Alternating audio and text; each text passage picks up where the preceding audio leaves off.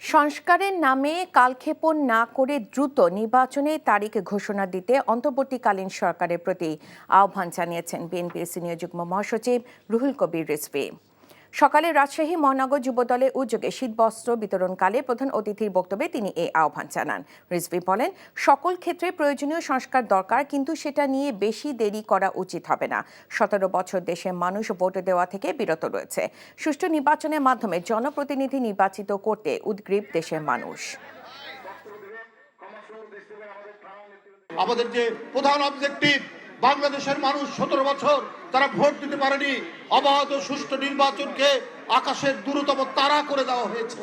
Doctor Mohammad Yunus সাহেবের যে সরকার, এই সরকারকে সমস্ত গণতান্ত্রিক রাজনৈতিক দল সমর্থন করেছে, কিন্তু তাকে কোনো ধরনের বিভ্রান্তির মধ্যে যদি কেউ ফেলে, এটা তখন মানুষের কাছে বড় প্রশ্ন হবে। আপনি অবাধ সুষ্ঠু নির্বাচনের জন্য আপনি তারিখ ঘোষণা করুন।